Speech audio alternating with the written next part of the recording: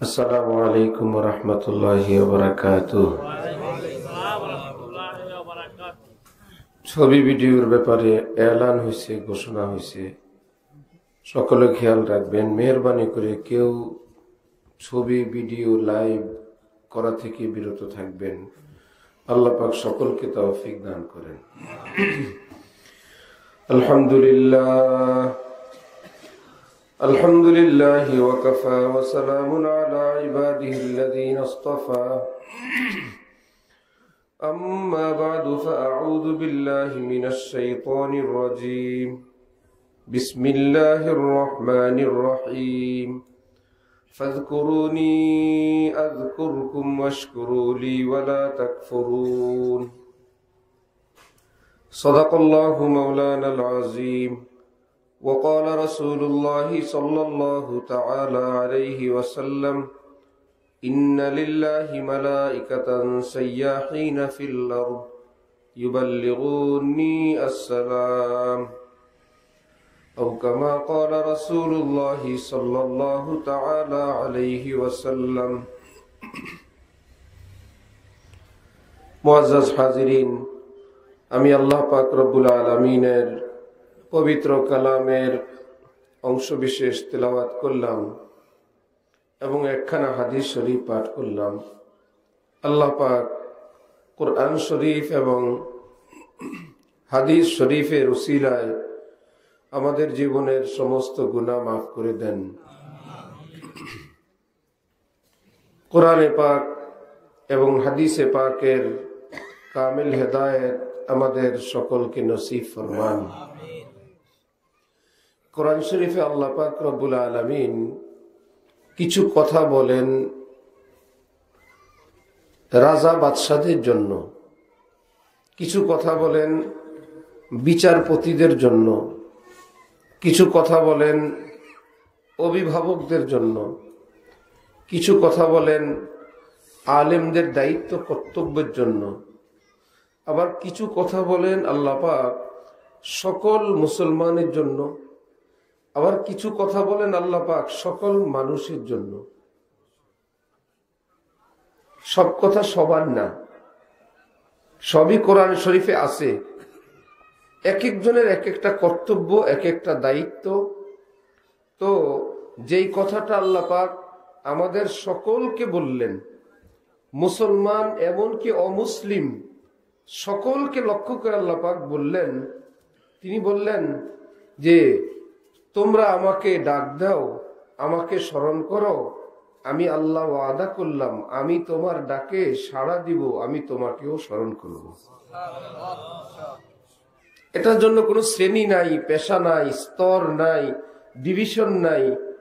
ভিআইপিরা ডাকলে আল্লাহ শুনবেন, আমি গরিব আমারটা কি শুনবেন? আমি মিসকিন কাঙ্গাল, আমি বেনামাজি আমারটা কি শুনবেন? আমি অমুসলিম আমার ডাকে কি আল্লাহ জবাব দিবেন?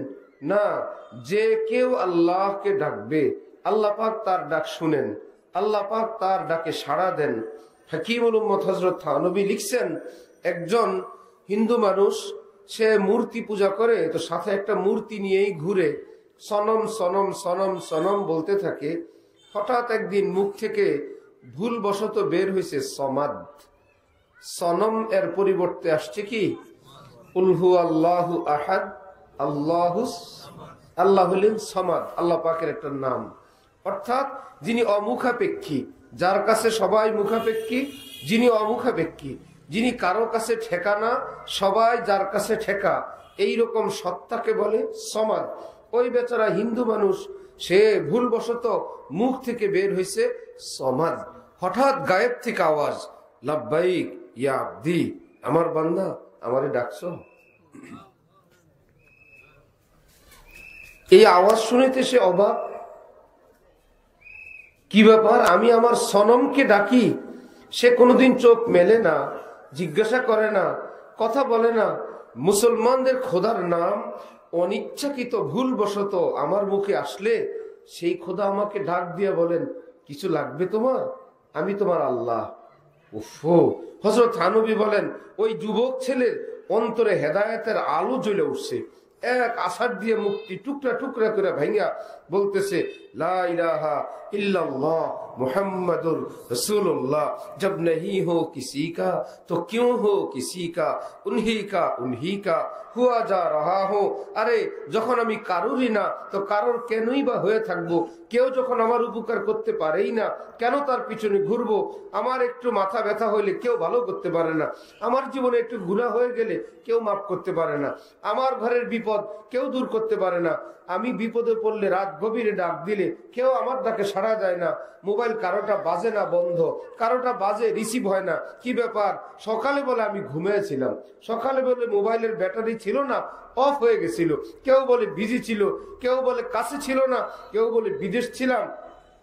রব্বুল আলামিন তিনি তো বলেন ফাজকুরুনি আযকুরকুম। আমি আল্লাহ ওয়াদা করলাম কোনদিন বলবো না বিজি ছিলাম, ব্যস্ত ছিলাম, ঘুমিয়ে ছিলাম, অন্য জায়গায় ছিলাম। তুমি 24 ঘন্টায় যখন ডাক দিবা আমি উত্তর দিব। আমি তোমার আল্লাহ। সেই বেচারা রব্বুল আলামিনের আওয়াজ শুনে হেদায়েত পেয়ে গেছেন। এক আল্লাহ ওয়ালা বুজুর্গ এভাবে আসেন, নিজেরা দাঁড়ায় আছেন। হঠাৎ বলছেন এই মুহূর্তে আমার আল্লাহ আমাকে স্মরণ করতেছেন। সাথীরা বললেন আপনি কিভাবে জানেন? তিনি বললেন আল্লাহর কসম, আল্লাহ পাক আমাকে এখন স্মরণ করতেছেন। আল্লাহ পাকের দরবারে আমার আলোচনা হইতেছে। হুজুর আপনি আবার কসম করে বলেন এটা কিভাবে? তিনি বললেন আপনারা কি কোরআন শরীফ বিশ্বাস করেন না? কোরআন পড়েন নাই? কোরআন শরীফে নাই ফাজকুরুনি আযকুরকুম, তোমরা আমাকে স্মরণ করো আমি তোমাদেরকে স্মরণ করব। আল্লাহ তো ওয়াদা খেলাফ করেন না। আমি আল্লাহকে স্মরণ করতেছি, আল্লাহ ওয়াদা অনুযায়ী তিনিও আমাকে স্মরণ করতেছেন। কোরআন অনুযায়ী আমি কসম করে বললাম নিশ্চয়ই আল্লাহ আমাকে স্মরণ করতেছেন। তাহলে আমরাও কি চাই আল্লাহ স্মরণ করো? আমার ভাই ডাক দিলেই তিনি জবাব দেন। রাত নাই, দিন নাই, কেবলামুখী নাই, অজু লাগবে না, জায়নামাজ লাগবে না, নারী কিংবা পুরুষ এর কোনো পার্থক্য নাই, আলেম গাইরে আলেমের কোনো ব্যাপার নাই। যেই বলবে আমার আল্লাহকে ডাকতে মন চায়। রব্ব হযরত জালালউদ্দিন রুমি বলেন জিক্রে হক আমাদ গজাই রুহেরা মরহম আমাদ ই দিলে মজরুহরা। বন্ধুরা আমার মনে যখন ব্যথা লাগে না, আমি আল্লাহকে ডাকলে আমার ব্যথিত অন্তরের ব্যথাটা ভালো হয়ে যায়। আমার অন্তরে যখন ক্ষুধা লাগে, রু যখন ক্ষুধার্ত হয়, পেট ক্ষুধার্ত হইলে পেটের খাবার দিলে পেট শান্ত হয়। রু ক্ষুধার্ত হইলে রু তো ভাত খায় না। আর রব্বুল আলামিন বলেন রু ভাত খাবে না, কারণ রু আসমান থেকে গেছে, তার রুচি অনেক উন্নত। ভাত তরকারি রু খায় না। শুনো, রু তার খোরাক হইল জিকির। জিক্রে হক আমাদ গজাই রুহেরা, আল্লাহর জিকির হইল রুহের খোরাক। ভাত তরকারি হইল পেটের খোরাক। পেটের খোরাক দিয়ে রু শান্তি করা যাবে না। জালালউদ্দিন রুমি বলেন জিক্রে হক আমাদ রেজাই রুহেরা। শুনো, আল্লাহকে ডাকলে, তেলাওয়াত করলে, দুরূদ শরীফ পড়লে, তওবা করলে, আল্লাহর কোনো পছন্দের আমল করলে এতে রুহের খোরাক হয়, রুহ তাজা হয়। আর যদি দেখো অন্তরে ব্যথা ব্যথা লাগে, পেরেশান লাগে, তো মরহম আমাদ ই দিলে মজরুহরা, তো ব্যথিত ক্ষত বিক্ষত অন্তরে মলম লাগাবা কেমনি? কোন ডাক্তার নাই যে অন্তরে মলম লাগাইতে পারে, অন্তরে কোন প্রেসক্রিপশন চিকিৎসা দিতে পারে। রব্বুল আলামিন বলেন আমার কাছে ওষুধ আছে। আল্লাহ বিজিক্রিল্লাহি তাতমাইন্নুল কুলুব, তোমরা আমাকে ডাকা শুরু করো, আমি আল্লাহ তোমাদের মনের অশান্তি দূর করে শান্তি সাপ্লাই শুরু করে দিব। এই জন্য যে চায় যে আল্লাহ আমাকে স্মরণ করুক, আল্লাহ পাক ওয়াদা করছেন হাদিসে কুদসিতে, তুমি একা স্মরণ করলে আমিও একা স্মরণ করব। তুমি যদি মানুষের মাঝে কোন মজমায় আমার কথা বলো, আমি তোমার জন্য মজমা বানাবো, তোমারটার চেয়ে আরো উন্নত, আরো বড়, আরো স্পেশাল মজমা বানায় তোমার নাম সেখানে আলোচনা করব। বাকি রইল স্মরণ করার একটা পদ্ধতিতে হলো ডাকাডাকি। আর যেখানে তাফসীরের কিতাব সেখানে লেখা আছে ফাজকুরুনি বিল ইতাআত আযকুরুকুম বিল ইনায়াত। রব্বুল আলামিন বলেন আমাকে স্মরণ করো আমাকে মানার মাধ্যমে, আমার কথা মানার মাধ্যমে, আমার শরীয়ত মতো চলার মাধ্যমে। আমি যেভাবে বললাম সেভাবে যদি চলো, এটাই আমাকে স্মরণ করা। ফজর যদি পড়ো, এটাই আমার বড় স্মরণ। হকের উপর যদি চলো, এটাই বড় স্মরণ। অন্যকে যদি ক্ষমা করো, এটাই বড় স্মরণ। জালিমকে যদি মাফ করে দাও, এটাই বড় স্মরণ। স্ত্রীর কষ্ট সহ্য করলা, এটাই বড় স্মরণ। বাকি রইল শুনো আযকুরুকুম বিল ইনায়াত, আমি শুধু তোমাকে স্মরণ করব না, আসমান জমিনের যত নাজ নেয়ামত রহমত আছে সেগুলো দেওয়ার মাধ্যমে তোমাকে স্মরণ করব। আমি এমনি স্মরণ করব না, অনেক কিছু দিতে দিতে তোমাকে স্মরণ করব। আল্লাহ পাক আমাদেরকে বেশি বেশি আল্লাহকে ডাকার তৌফিক দান করেন। আমি যে হাদিস শরীফ পড়লাম, নবীজি ইরশাদ করেন, আল্লাহ পাকের পক্ষ থেকে বিশ্বব্যাপী একদল ফেরেশতা এরা ভ্রমণ করতে থাকেন, এরা ঘুরতে থাকেন, কে কোথাও দুরূদ শরীফ পাঠ করেন কিনা।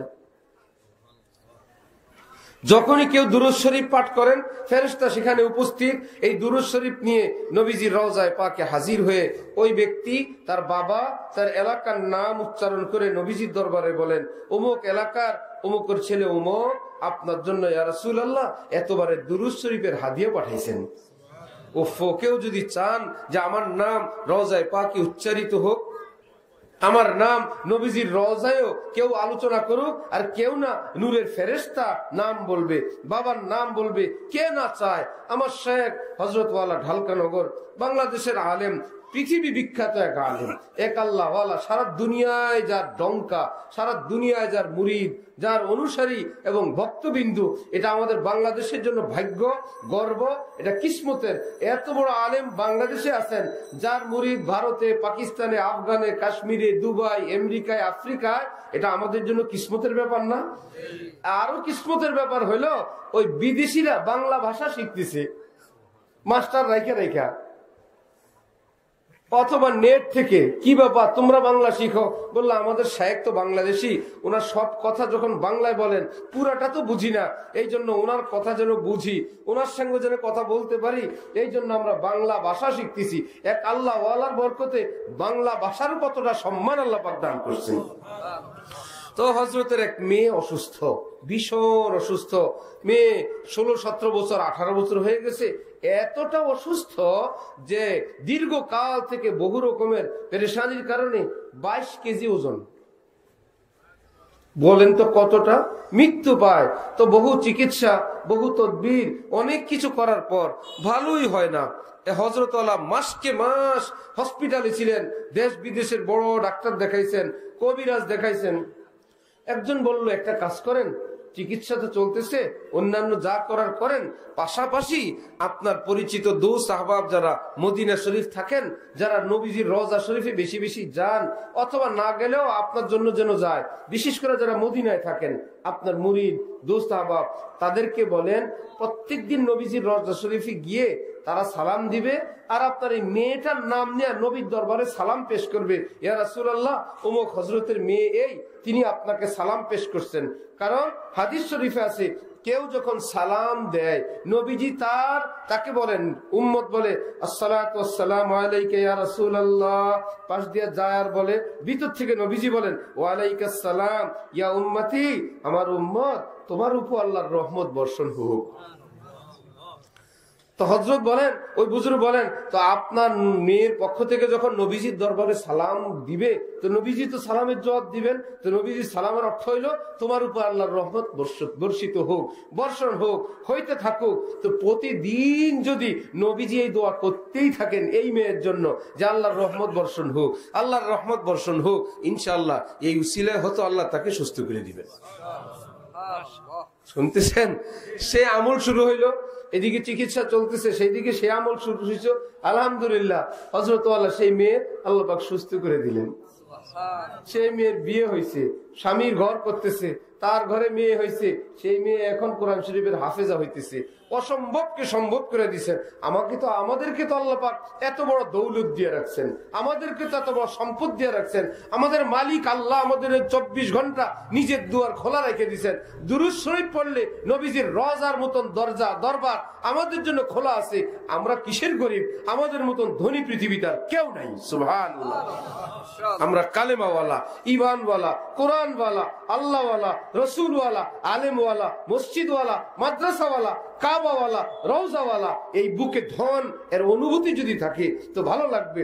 আরে ছেঁড়া চাটাই তো কয়েকদিনের, ছেঁড়া কাপড় তো কয়েকদিনের। ইনশাল্লাহ ইমানের বরকতে জান্নাতে যাব, আল্লাহ কত কিছু দিবেন।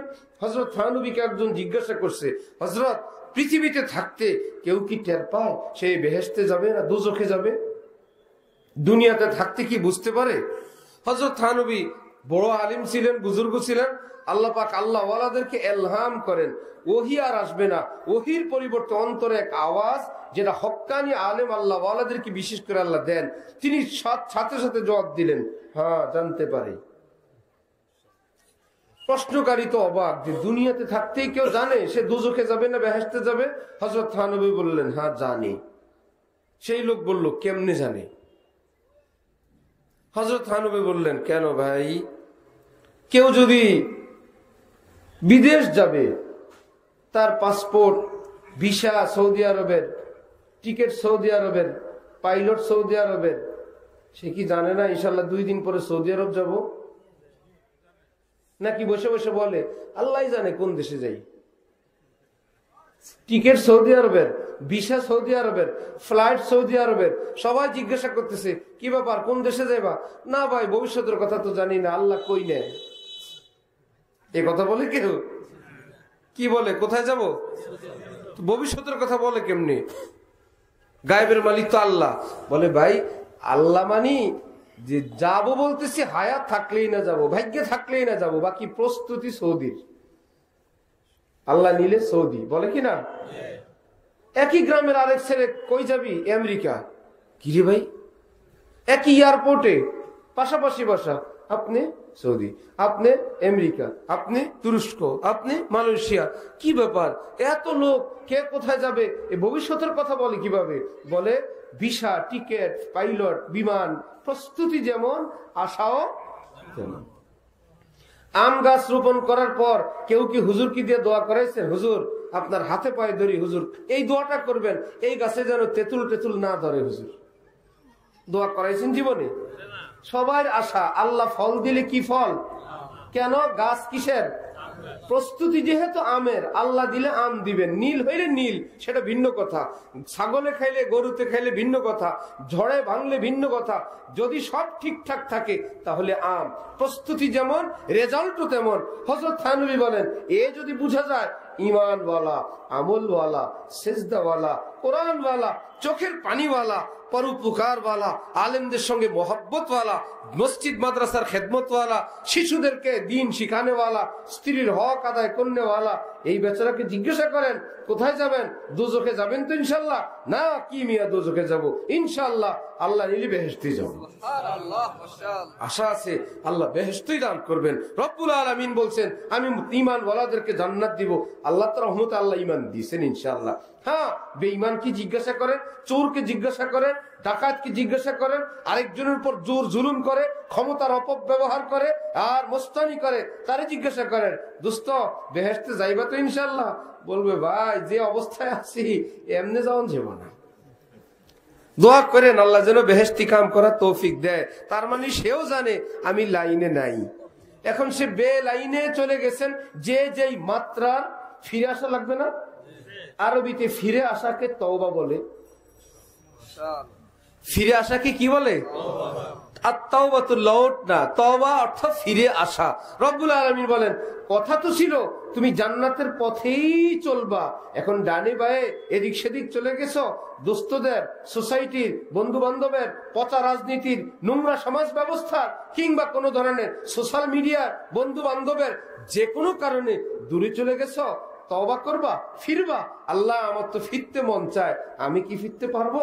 আমার তো 20, 30, 40, 60, 70, আমি তো জাহান্নামের দিকেই আগাইছি, পুরাটা জীবন সেখানেই গেছি। রব্বুল আলামিন বলেন, হে নবী আপনি বলে দেন তো, লা তাকনাতু মির রাহমাতিল্লাহ, আল্লাহর রহমত থেকে নিরাশ হয়ো না, সেখানেই দাঁড়াও, বলো আল্লাহ আমি মাপ চাই, আল্লাহ আমি জাহান্নামের দিকে আগায় গেছি, আমি আর আগাইতে চাই না, আমি জান্নাতে যাইতে চাই। কোরআন শরীফে রব্বুল আলামিন বলেন, ইন্নাল্লাহা ইউহিব্বুত তাওয়াবিন, আমি ঘোষণা দিলাম যারা বেশি বেশি তওবা করবে আমি তাদেরকে ভালোবাসবো, মাফ করব, জান্নাত দান করে দিব।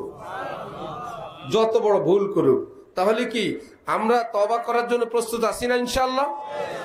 আমরা তো বেগুনাহ আসছিলাম পৃথিবীতে, সবাই নিষ্পাপ আসছিলাম, কারো কোনো পাপ ছিল না। যেমন আমরা বাজার থেকে কাপড় কিনি জামা বানানোর জন্য, ময়লা দাগ আবর্জনাওয়ালা না ফ্রেশ? ময়লা হয় না? হওয়ার পরে কি করি আমরা?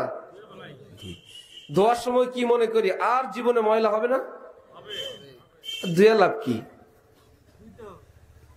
ভাই ধুইলে তো পরিষ্কার হয়, আবার মনে মনে আবার ময়লা হইলে আবার ধুইব, আবার ময়লা হইলে আবার, এবার 2 বার 3 বার 5 বার 7 বার এই জামাটা কেবলই ময়লা হয়। এবার কি জ্বালায় দিচ্ছেন, মেজাজ খারাপ করে বডি দিয়ে কাইটে ফেলছেন, ধুইতে জীবন শেষ, কত ময়লা, এতটা ভালো থাকতে পারো না, বলবেন সিস্টেমেই এটা ময়লা হয় আর আমি ধুবো। হযরত থানবী বলেন ঠিক আমাদের সিস্টেমেই, আমরা কোনো ফেরেশতা না, নবী রাসূল না, আমরা চেষ্টা করব ভালো থাকার, আবার জীবনটা ময়লা হবে, দাগ লাগবে, আবার বলবো আল্লাহ মাফ করেন, আল্লাহ বলেন মাফ করে দিলাম। আবার ময়লা হয়ে গেছে, ভুল বিচ্যুতি, আল্লাহ আমি তো আবার ভুল করে ফেলছি, আল্লাহ মাফ করেন, আল্লাহ বলবেন আবার মাফ করে দিলাম। আল্লাহ আমি তো আবার ভুল করছি, রব্বুল আলামিন বলে আবার তওবা করলি, আরে তওবা मोहब्बत मोहब्बत दोनों आलम में यही जाकर पुकार आई कि जिसे खुद यार ने चाहा उसी को याद यार आई। তুমি যে তওবা করো এটা কি তোমার গায়ের জোরে, আমি তোমাকে মাফ করব, এই জন্যই তো তওবা করার তৌফিক আমি দিয়ে দিই।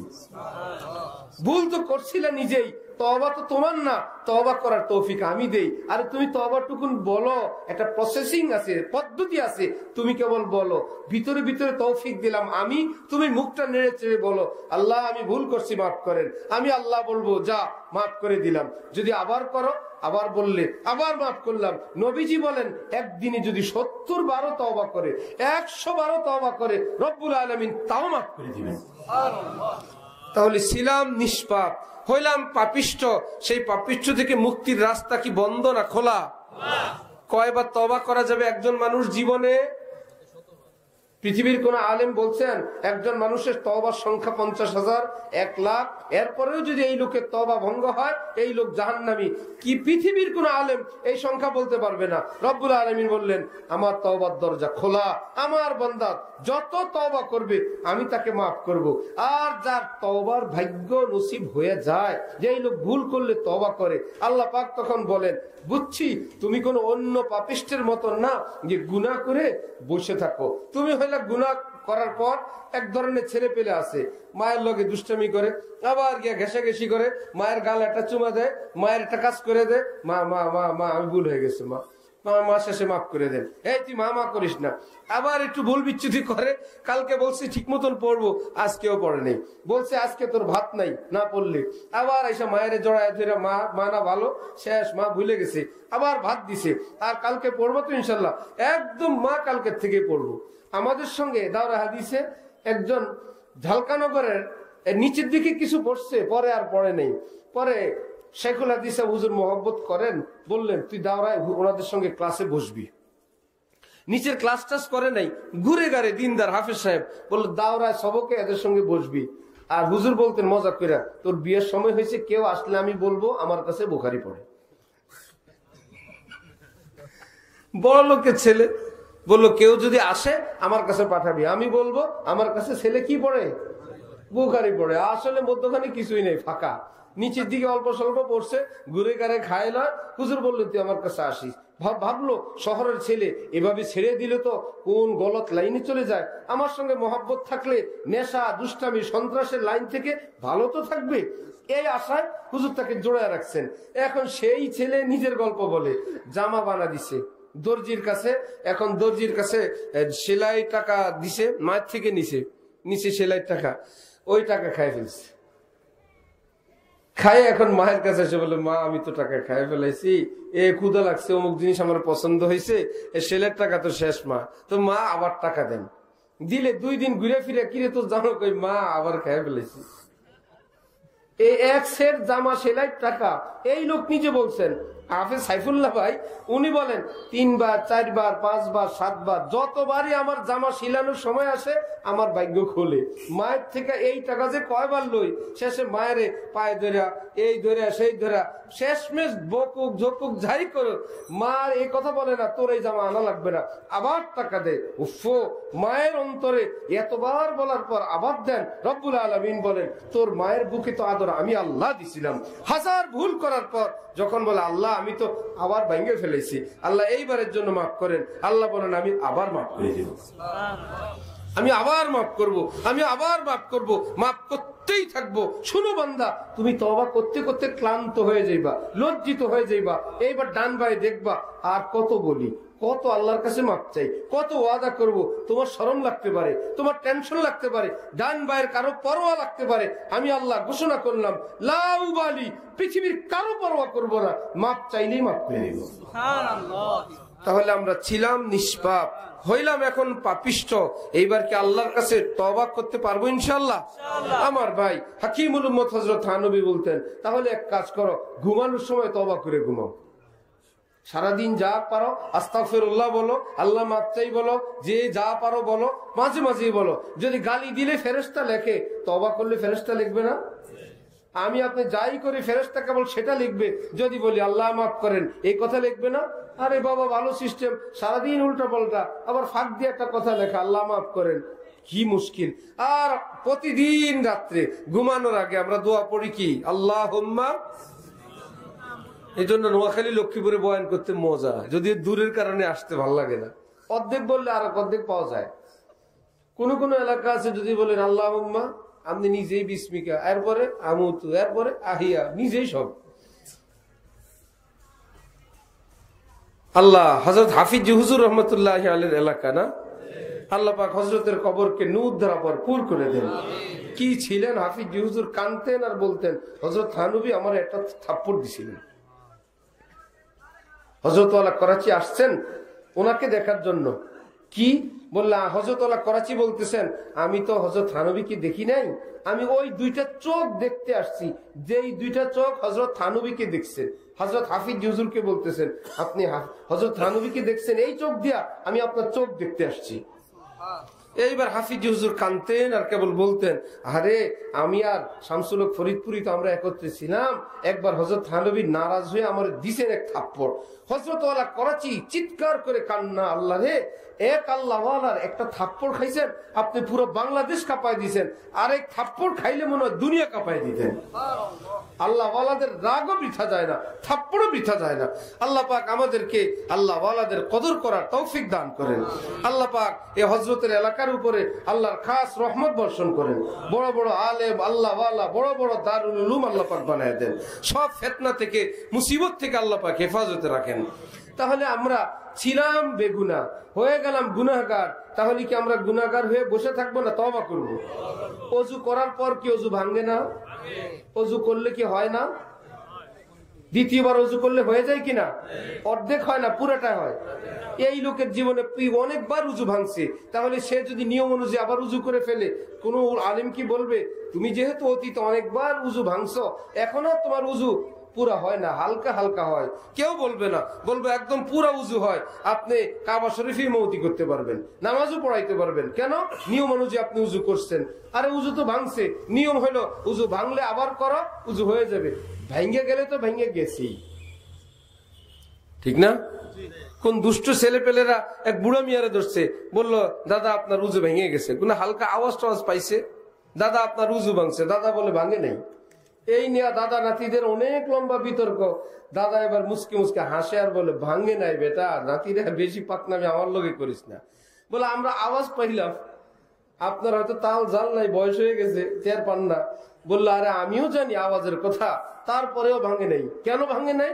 বললো উযু থাকলেই না ভাঙবে, আমার উযু ছিলই না। আমার যদি কোনো উযু আগে থাকতো তাহলে না উযু ভাঙতো, আমার তো উযু কি ছিল না। আমার ভাই তওবা করেন, করলে যদি তওবা ভাঙ্গে, ভাঙ্গার পরে তওবা করার ব্যবস্থা আছে কিনা? হযরত থানবীর মতন বুজুর্গ বলেন, উযু ভাঙলে যদি উযু করলে উযু হয়ে যায়, এর যদি কোনো লিমিট না থাকে, এটা হলো দেহের পবিত্রতা। তওবা হলো অন্তরের উযু। দেহের উযু যেরকম ভাঙ্গে আবার করে, আবার ভাঙ্গে আবার করে, সবগুলো হয়ে যায়, ঠিক আত্মার উযু, সেটার নাম তওবা। তওবা করলে তওবা হয়ে যাবে, যদি ভেঙে যায় আবার করো, আবার হয়ে যাবে, আবার ভাঙলে আবার হয়ে যাবে। হাকিমুল উম্মতের খলিফা এই কথাটাকে এই ভাষায় বলছেন, না চিৎ কর সকে নফস কে পহলো আঁকো তো ইউ হাত পাও ভি ঢিলে না ডালে, আরে উসসে কুश्ती তো है उम्र भर की, कभी वो दबा ले कभी तू दबा ले, ये रिश्ता मोहब्बत का कायम ही रखे, जो 100 बार टूटे तो 100 बार जोड़े। শুনো, আল্লাহর সঙ্গে খেলা এর কোনো গেমসের সংখ্যা নাই। 3 গেমসে খেলা, 2 গেমসে তুমি হাইরে গেছো, আর এক গেম খেলা লাভ কি? 2 পয়েন্ট তো শত্রু পাইয়েই গেছে। আল্লাহর সঙ্গে খেলার এরকম কোনো পয়েন্ট নেই। কি ব্যাপার? বলে খেলা শয়তানের সঙ্গে, নফস শয়তানের সঙ্গে যুদ্ধ চলবে মৃত্যু পর্যন্ত। আর আল্লাহ বলছেন শয়তান যদি তোমাকে পরাজিত করতে করতে শয়তানের হাতে সব পয়েন্ট চলে যায়, সারা জীবনে তোমার কোনো পয়েন্ট নাই, তুমি ভয় পাও না। আমি একটা তওবা করলে 1 পয়েন্টের কি হবে, তওবার পয়েন্ট এত বড় পয়েন্ট, সারা জীবনের সব পয়েন্ট যদি শয়তানের থাকে, তুমি যদি একটা পয়েন্ট তওবার করতে পারো, 1 পয়েন্টে শয়তানের সব চক্রান্ত আল্লাহ মাফ করে দিয়ে দেবে। এরপরে যদি তওবা ছুটে যায়, এই লাইট জ্বলতেছে, তার ছিঁড়ে গেলে কি লাইটটা জ্বলবে? জ্বলবে না। জোড়া দিলে অর্ধেক জ্বলবে, পুরা। যদি আবার ছিঁড়ে শেষ, লাগাই দিলে আবার কয়বার? বলে যতবার জোড়া দিবেন ততবার। ঠিক ইমানের বরকতে আল্লাহর সঙ্গে আমাদের সম্পর্ক এমন, যদি আমরা ভালো থাকি আল্লাহ আমাদের উপর খুশি আছেন। গুনাহ করে ফেললাম, আল্লাহ নারাজ হয়ে গেছেন, আবার বললেন আমি নারাজ, এইবার আল্লাহ বলেন তওবা করো, জোড়া লাগাও, জোড়া লাগাইছেন, আল্লাহ খুশি হয়ে গেছেন। আবার ভুল হয়ে গেছেন, আল্লাহ নারাজ হয়ে গেছেন, মন খারাপ, সব অশান্তি। এই অশান্তি আল্লাহর রহমত, যেন বান্দা তওবা করে। এই যে অশান্তি লাগে, এটা আল্লাহর রহমত, যেন বান্দা তওবা করে। দেখলা তোমার মন ভালো নাই, এই ভালো না লাগাটা আমি লাগায় রাখছি, যাতে তোমার মনে পড়ে উফো আল্লাহ মনে হয় নারাজ। এই জন্যই তো ভাল লাগে না, পেরেশান পেরেশান লাগে। দেখো তওবা করে একটু মুখ খুলে বলো আল্লাহ মাফ করেন, আল্লাহ ভুল করে ফেলছে, আল্লাহর কসম, সাথে সাথে দেখবেন মনের ভালো না লাগার যে বিষয়টা আল্লাহ দূর করে দিয়া ভালো লাগা শুরু হয়ে যাবে। আর কি চাই? সব তো সবাই বলে হুজুরদের ওয়াজ কেবল বাকি আর বাকি, শুধু কবরে গেলে, হাসরে গেলে, বেহেশতে গেলে। এটা তো বেহেশতে গেলে না, এটা তো নগদ। মন খারাপ লাগে, তওবা করেন, সাথে সাথে ভালো লাগবে। পেরেশান লাগে, উযু করেন, 2 রাকাত পড়েন, আল্লাহর কাছে বলেন, ভালো লাগবে। আল্লাহ ওয়ালা বুজুর্গানি দিন বলেন, যদি নিজের স্ত্রী চোখের দিক তাকায় কথা বলে, সন্তান কথা শুনে না, কর্মচারী কথা শুনে না, গাবি লাথি মারে, কি ব্যাপার? আমার অধীনস্থ যারা কেউ আমার কথা শুনে না, বললে এগুলোর পিঠে লাভ নাই। এক কাজ করো, তুমি উযু করে তুমি যার অধীনস্থ তার বশ্যতা স্বীকার করো, নিশ্চয় আমি আপনারে মানি নাই, এই জন্য কেউ আমারে মানে না। তুমি যদি আল্লাহর কান্নাকাটি করে রাজি করতে পারো, দেখবা যারা এতক্ষণ তোমাকে মানে নাই, আল্লাহ পাক তার সম্পর্কের বরকতে তাদের অন্তরে তোমার প্রতি শ্রদ্ধা, ভক্তি, মহব্বত দিয়ে এখন সবাই বলবে না আমার বাবা আল্লাহওয়ালা, আমার বাবারে অসন্তুষ্ট করা যাবে না, না না আমার বাবা নামাজি, আমার বাবার মনে কষ্ট দেওয়া যাবে না।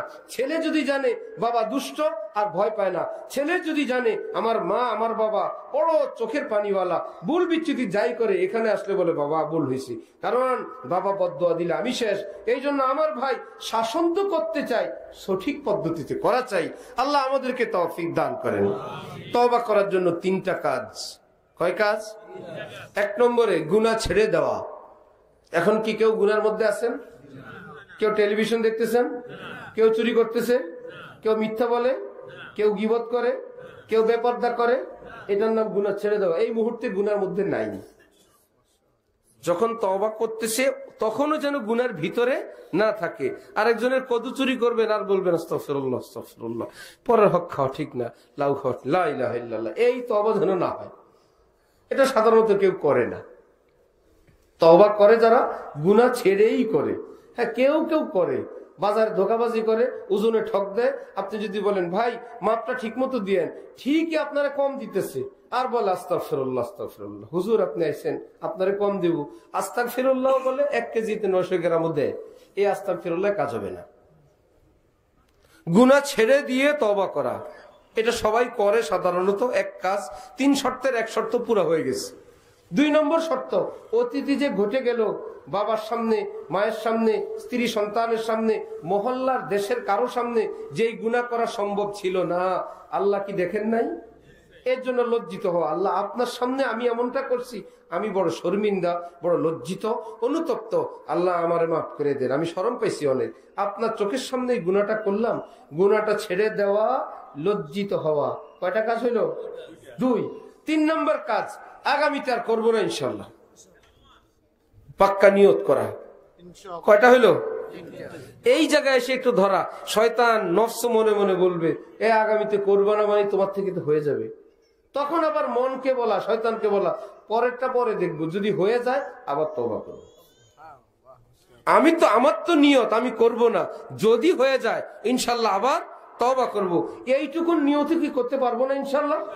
আল্লাহর গ্যারান্টি দেওয়া লাগবে না, আল্লাহ নিশ্চিত গ্যারান্টি 100% নিশ্চিত থাকেন মৃত্যু পর্যন্ত আমি আর করব না। আল্লাহ বলে তুই আমারে কি গ্যারান্টি দেস? আমি তো তোর দিয়ে জীবন সব লিখে রাখছি, কালকেও করবি, পরশুও করবি, অমুক দিনও করবি। কি ভাইরা, আল্লাহর সঙ্গে বেশি পাকনামি করা যায়? আমি আপনি মনে প্রাণে যতটুকুন ক্ষমতা আছে এটা দিয়া বলবো আল্লাহ আমি দুর্বল কমজোর, আমি যে হিম্মত করব সেটাও আমার নাই, আমি যে একটা পাক্কা কথা বলবো নাই, যতটুকুন আমার সাধ্য আছে সবটুকুন দিয়া বলতেছি আমি করব না ইনশাল্লাহ। আল্লাহ আমার এই নায়ের সঙ্গে আপনি আপনার তৌফিককে আপনি সাপ্লাই দিয়ে দেন। তারপরে মনে মনে যদি হয়ে যায় তওবা করব, তো গুনাহটা ছেড়ে দিলাম, লজ্জিত হইলাম, আগামীতে করব না নিয়ত করলাম। হযরত থানবী বলেন এই তিনটা কথা নিয়ে যদি তওবা করতে পারো, যেগুলো আল্লাহর হকের ব্যাপার, ইনশাআল্লাহ আল্লাহ পাক তোমার তওবা কবুল করে জীবনের সব গুনাহ মাফ করে দিবেন। বান্দার হক হইলে সেটা পরিশোধ করতে হবে বা মাপ নিতে হবে, পরিশোধ করা শুরু করতে হবে।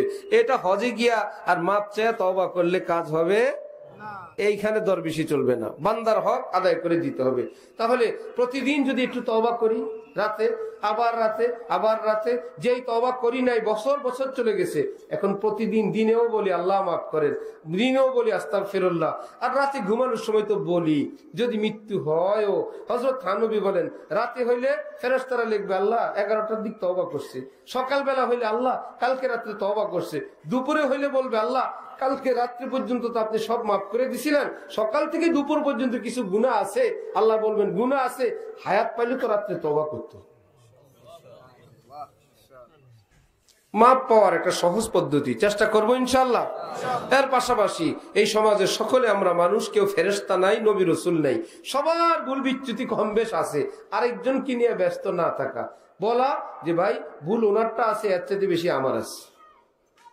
আরেকজনের ভুল নিয়ে ব্যস্ত না হওয়া, নিজেরটা নিয়ে হওয়া, নিজের স্ত্রী সন্তানদেরকে যথাযথ সম্মান দেওয়া, ইজ্জত করে কথা বলা।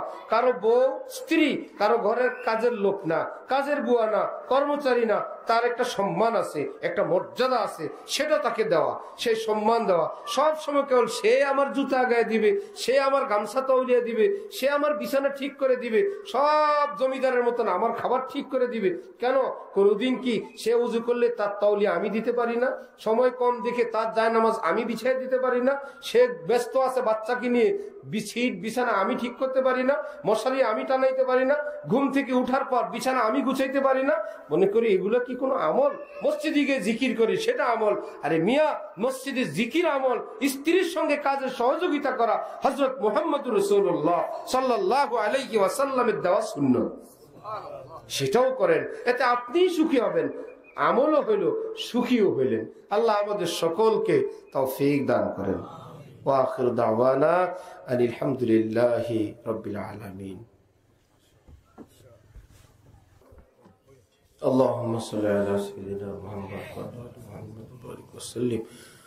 আলহামদুলিল্লাহি রাব্বিল আলামিন ওয়াসসালাতু ওয়াসসালামু আলা রাসূলিহিল কারীম। ربنا ظلمنا أنفسنا وإن لم تغفر لنا وترحمنا لنكونن من الخاسرين। আয় আল্লাহ রহমান রহিম মেহেরবান আল্লাহ, আল্লাহ আমাদের সকলকে মাফ ফরমান, আল্লাহ আমাদের আব্বা আম্মাকে মাফ ফরমান, আয় আল্লাহ আমাদের আপনজন প্রিয়জন সকলকে মাফ করেন, সকল মুসলমান ভাই বোনদেরকে মাফ করে দেন। আয় আল্লাহ যারা যে কোনো কষ্টে আছেন কষ্ট থেকে আপনি নাজাত দান করেন, অসুস্থদেরকে সুস্থ করে দেন, ঋণগ্রস্তের পরিশোধের তৌফিক দান করেন। আল্লাহ বিবি বাচ্চাদেরকে দিনদার নেককার বানায় দেন।